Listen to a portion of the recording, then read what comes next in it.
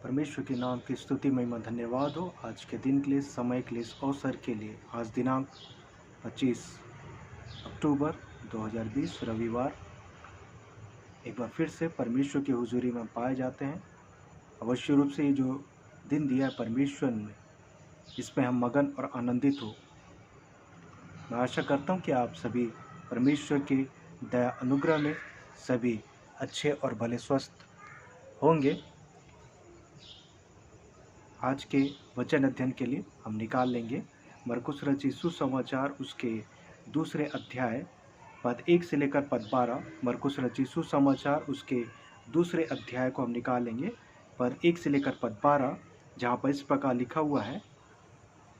कई दिन के बाद वह फिर कफरनहूम में आया और सुना गया कि वह घर में है। फिर इतने लोग इकट्ठे हुए कि द्वार के पास भी जगह न मिली, और वह उन्हें वचन सुना रहा था।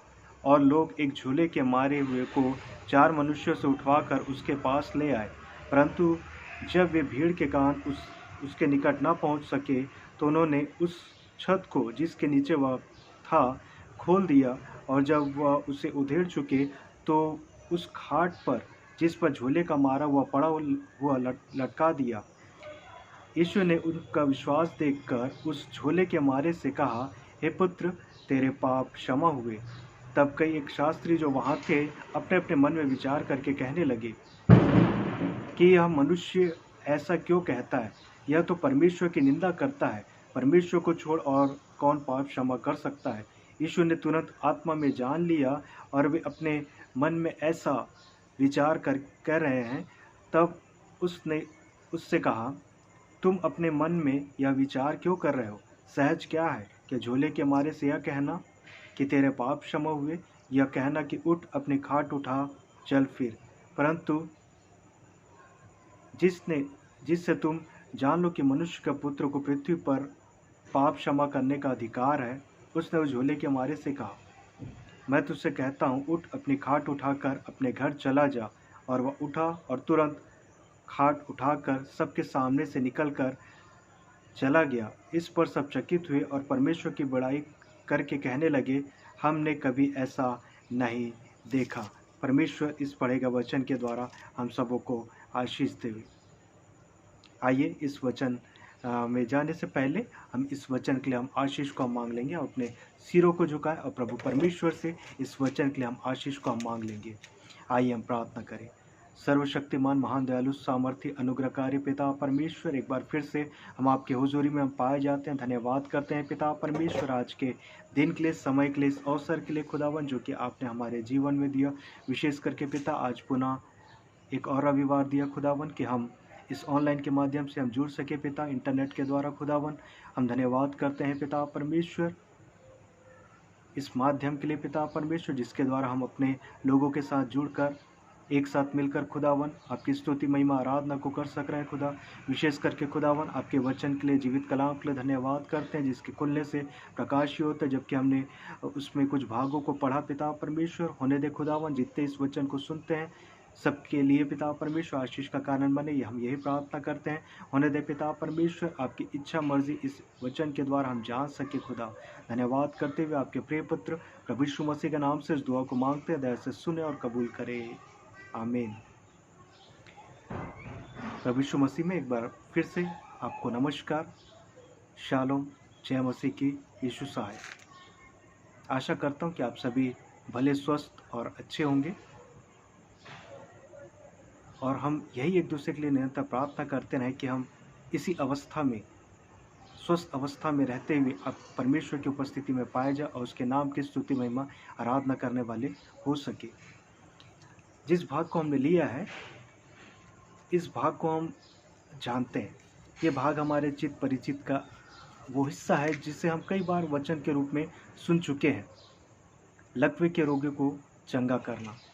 और मैं आज इस विषय पर जो हम कई बार सुने वचन, इसका मैंने जो शीर्षक दिया, 4 अनजान मित्र।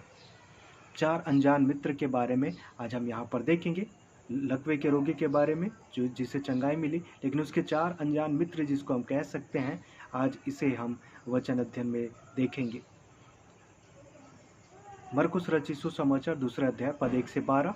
साथ ही साथ हम देखते हैं ये अन्य दो सुसमाचारों की किताबों में, जो लूका रचित सुसमाचार 5वां अध्याय पद 17 से लेकर पद 26 और दूसरा भाग मत्ती रचित सुसमाचार 9वां अध्याय पद 1 से लेकर पद 8। इन दो सुसमाचार की किताबों में भी यह हमें मिलता है, जो कि हमें बताता है कि परमेश्वर का वचन कितना ताया हुआ है।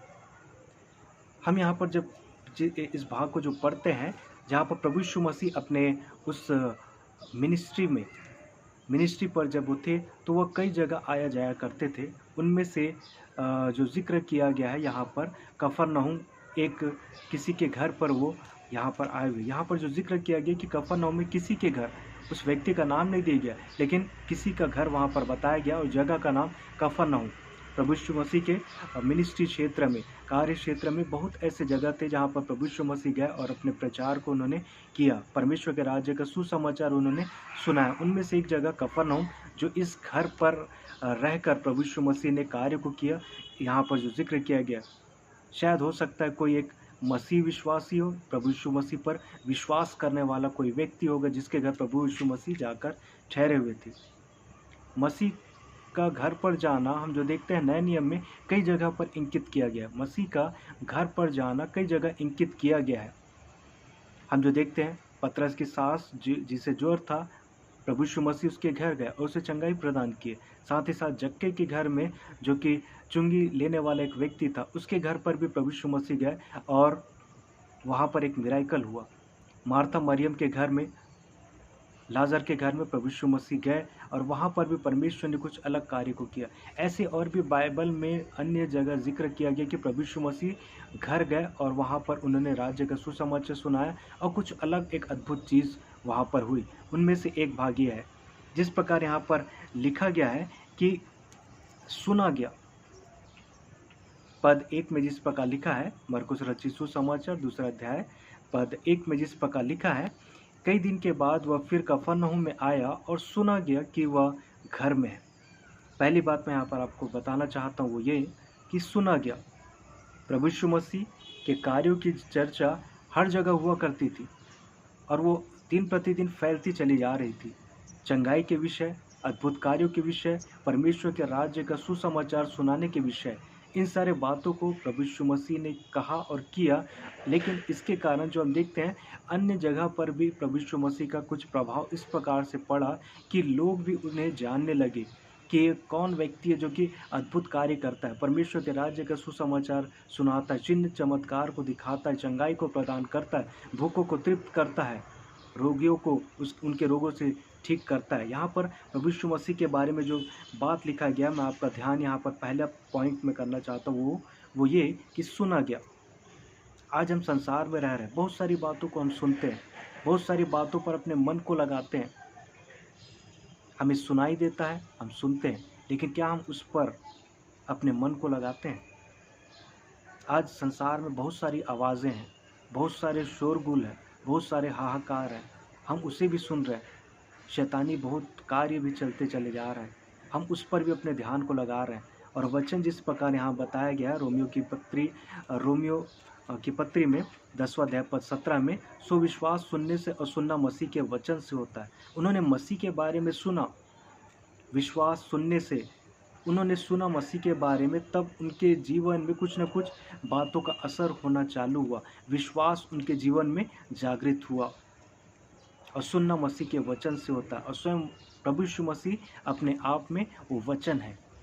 और वो उन्हीं बातों को सुनकर उन्होंने उस पर विश्वास करना प्रारंभ किया। कौन? कफरनहूम के इन लोगों के बारे में जो बात कही गई है, सो विश्वास सुनने से और सुनना मसीह के वचन से होता है। मसीह की चर्चा उन्होंने अवश्य रूप से सुनी होगी कि कोई ऐसा व्यक्ति है जो कि परमेश्वर के राज्य का सुसमाचार सुनाता है, कोई एक ऐसा व्यक्ति है जो कि उनके रोगों से उनको ठीक करता है, दुखों से उनको निजात दिलाता है।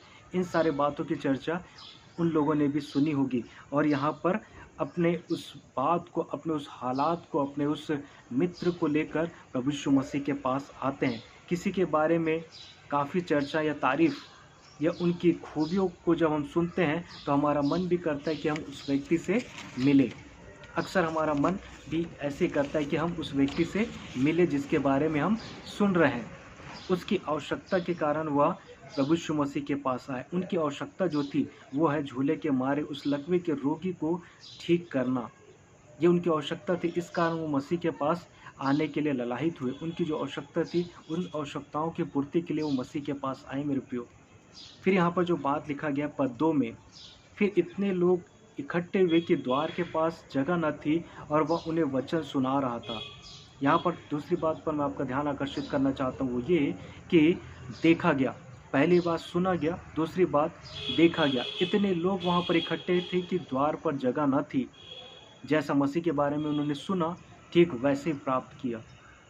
मसीह के बारे में उन्होंने यही बात को सुना होगा कि कोई एक ऐसा व्यक्ति है जो कि अद्भुत कार्य करता है, कोई एक ऐसा व्यक्ति है जो कि चिन्ह चमत्कार को प्रेषित करता है, कोई ऐसा व्यक्ति है जो कि इन सारे कार्यों को करने में निपुण है। और इन बातों को जो हम देखते हैं, जैसा मसीह के बारे में उन्होंने सुना, ठीक वैसे मसीह के को जबकि उन्होंने देखा, तब उन्होंने महसूस किया कि वाकई में जिसके बारे में सुना वो ठीक है। और यहाँ पर जो बात को हम पढ़ते हैं वो ये, देखा गया। जैसा मसीह के बारे में कहा गया था, बताया गया था, ठीक वैसे उनके बातों पर को सुना।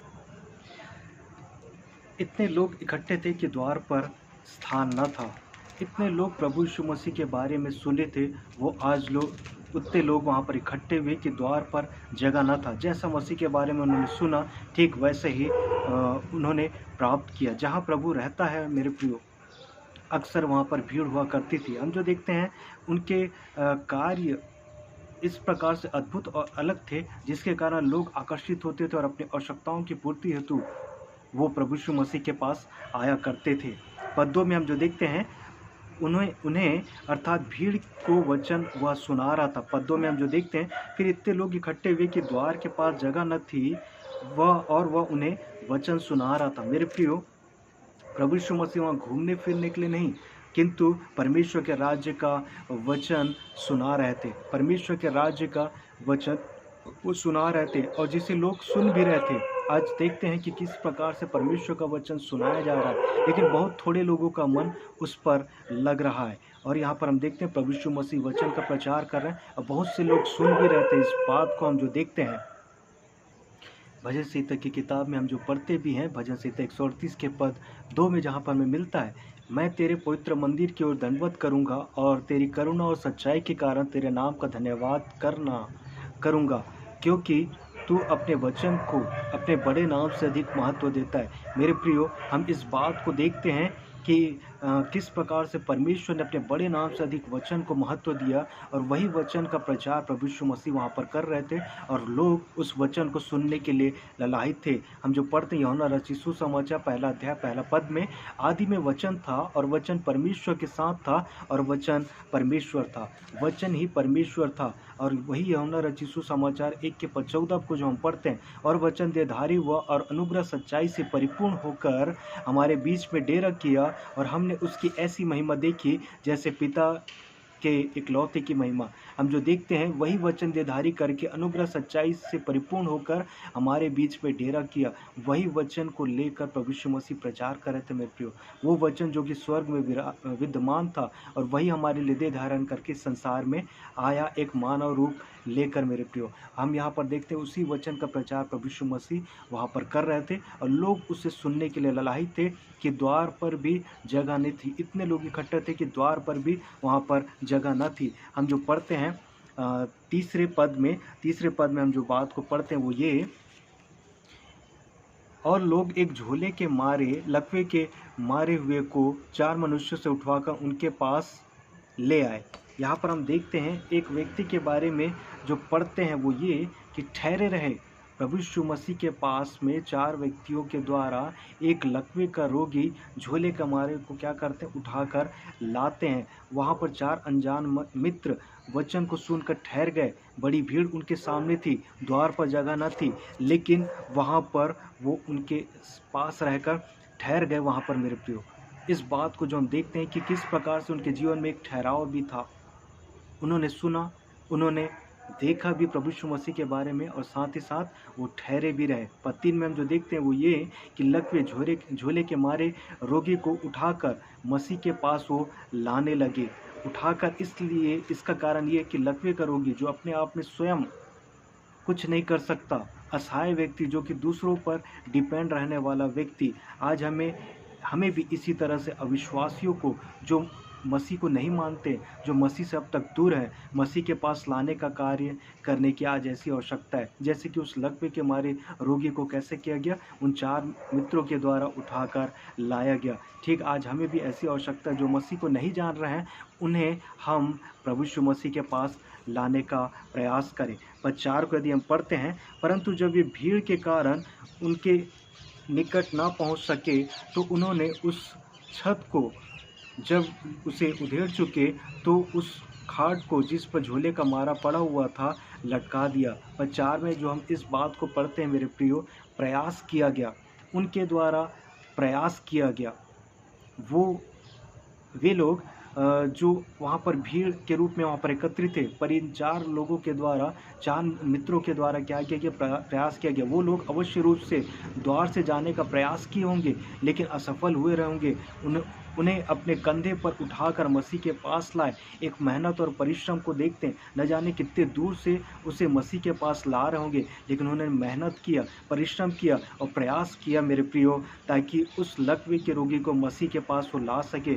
और हम यहाँ पर जो बात को पढ़ते हैं कि उसकी छत को क्या कर दिया गया, खोल दिया गया, उधेड़ दिया गया, ताकि जहाँ पर प्रभु यीशु मसीह है, उस लकवे के रोगी को वहाँ पर पहुँचा सके। मेरे प्रियो, यहाँ पर हम देखते हैं इस बात से इन 4 लोगों के विषय में वो ये कि प्रयास किया गया, ठहरे रहे, देखा गया, सुना गया। और हम साथ ही साथ हम जो पढ़ते हैं पद 4 के अनुसार, निर्णय लिया गया। भीड़ के कारण मसीह के निकट ना पहुंच सके, तो भीड़ एक बड़ी समस्या के रूप में नज़र आती है।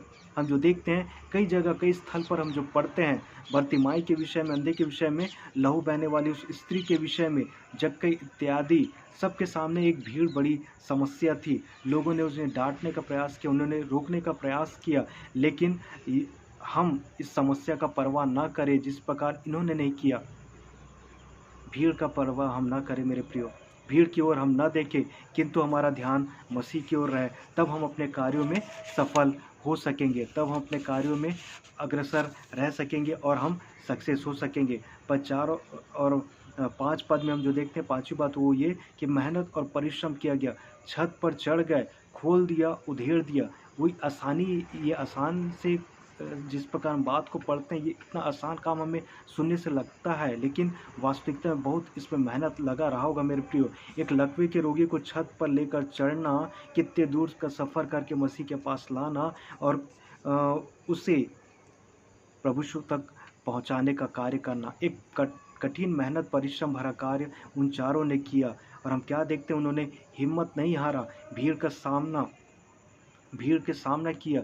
भीड़ समस्या के चिंतक के रूप में वहाँ पर जो नज़र आ रही, भीड़ जो एक समस्या के रूप में उनके सामने नज़र आ रही थी, लेकिन उन्होंने भीड़ की चिंता नहीं किया, लेकिन उनका जो टारगेट था प्रभु यीशु मसीह के पास उस लकवे के रोगी को लेकर जाना। जिस प्रकार हम देखते हैं धावक जबकि उसका दौड़ का प्रारंभ होता है, बिगुल बजता है और जबकि वो दौड़ने के लिए निकलता है, तब उसका ध्यान दर्शकों की ओर, भीड़ की ओर नहीं रहता, क्योंकि अपना ध्यान यदि उनकी ओर लगाएगा तो कभी भी अपने लक्ष्य तक नहीं पहुंच पाएगा। और उसका लक्ष्य ये होता है कि पहले आना, अपने स्थान को चुनना, पहले स्थान को चुनने के लिए वो अपने लक्ष्य की ओर अपने ध्यान देता है। ठीक ऐसे इन 4 मित्रों का जो हम देखते हैं लक्ष्य था प्रभु यीशु मसीह के पास उन्हें लेकर जाना, उस लकवे के रोगी को लेकर जाना। उन्होंने भीड़ की परवाह नहीं किया, वरन उस समस्या का समाधान किया, कठिन परिश्रम किया।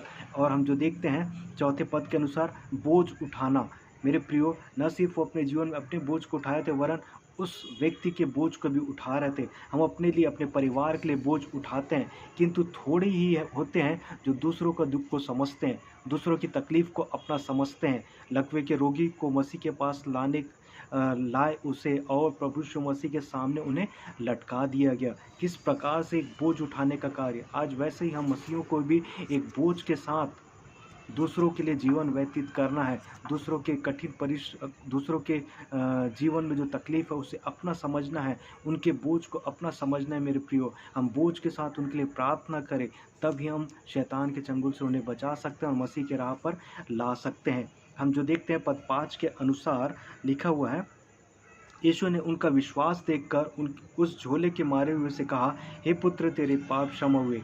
एक असाधारण कार्य को देखते हैं मेरे प्रियो, एक असाधारण कार्य। पद 5 के अनुसार हम जो पढ़ते हैं, यीशु ने उनका विश्वास देखकर, उन चारों के विश्वास को देखकर, जिसे मसीह के पास उस लकवे के रोगी को लाए उन 4 व्यक्तियों के द्वारा, उनके विश्वास को देखा जो उस लकवे के रोगी के प्रति उन 4 मनुष्यों का था। उनके विश्वास को देखा और प्रभु ने एक असाधारण कार्य किया। प्रभु प्रसन्न हुए, हर्षित हुए कि विश्वास आज भी मौजूद है। मुझ पर विश्वास करने वाले आज भी मौजूद है। आज भी हम देखते सारे संसार में नाना प्रकार की भय की स्थिति और सारी प्रकार की विकट स्थिति चल रही है, लेकिन हम मसीह विश्वासियों का प्रभु पर विश्वास न हट जाए, इसके लिए हम निरंतर अब प्रार्थना में अपने जीवन को व्यतीत करने वाले हो सके, निरंतर परमेश्वर की हुजूरी में रहने वाले हो सके। मेरे प्रियो, प्रभु इन सारे बातों को देखकर हर्षित होता है, उनका मन आनंदित होता है, खुशी से उभर आते हैं। अगली बात जो हम देखते हैं, प्रभु यीशु मसीह के पास उन्हें पहुंचाया ही गया।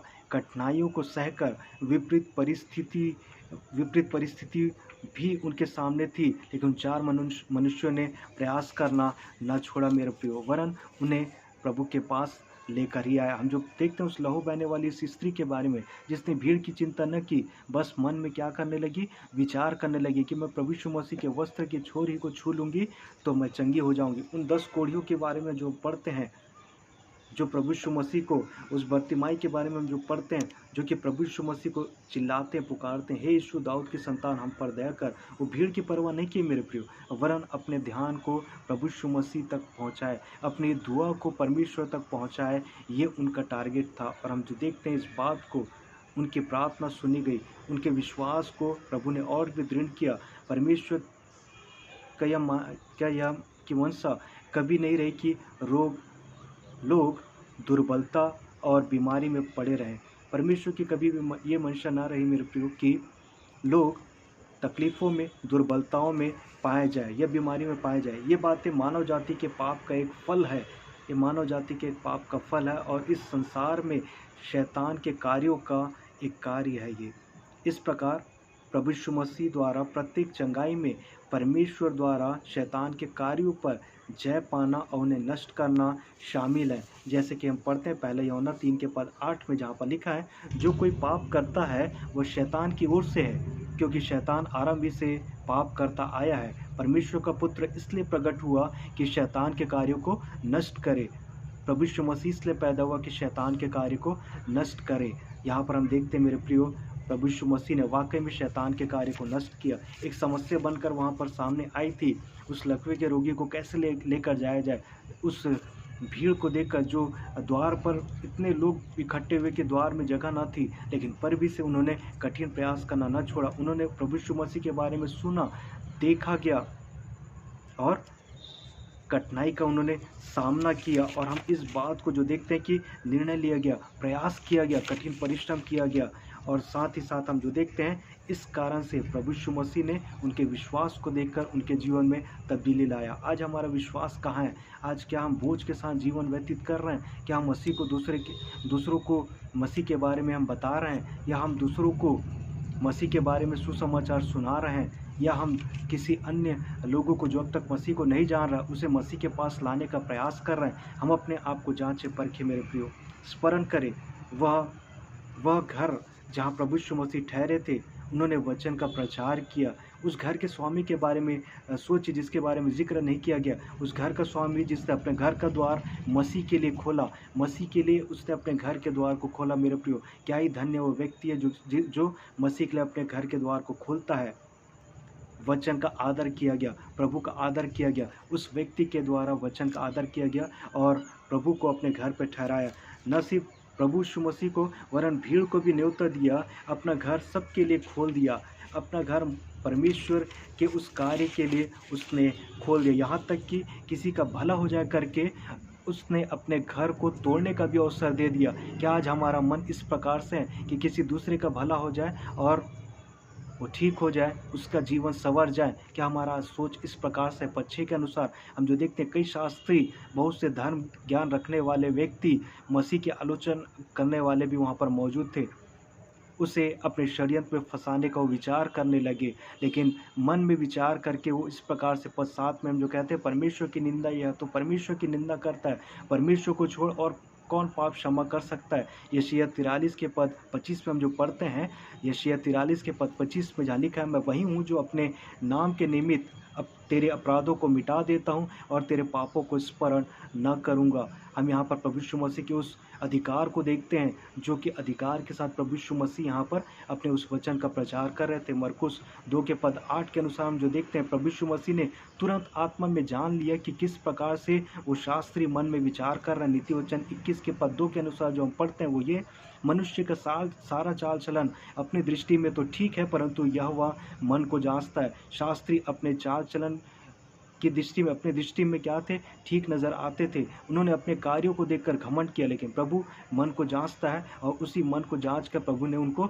निरुत्तर कर दिया। और हम जो देखते हैं मरकुस 2 के पद 8 से लेकर 10 में प्रभु यीशु मसीह स्वयं कहते हैं, उनको उन शास्त्रियों को निरुत्तर करके कहते हैं कि स्वर्ग और पृथ्वी का सारा अधिकार मुझे दिया गया है। इन बातों को जो देखते हैं प्रभु यीशु मसीह ने कह दिया, स्वर्ग और पृथ्वी का सारा अधिकार मुझे दिया गया। उस अधिकार के साथ उन्होंने उस शास्त्री को बोला और समझाया। प्रभु हमारे मन की बातों को जांचने वाला परमेश्वर है मेरे प्रियो।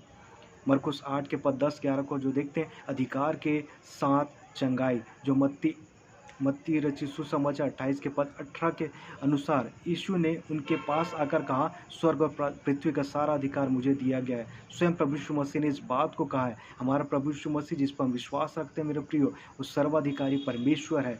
अद्भुत व आश्चर्य कर्म उनके जीवन में होता है। एक लकवे का रोगी अब उठकर चलने फिरने लगा और 4 कंधों पर जो व्यक्ति आया था उन 4 मित्रों के साथ, किंतु अब वह स्वयं चलने लगा।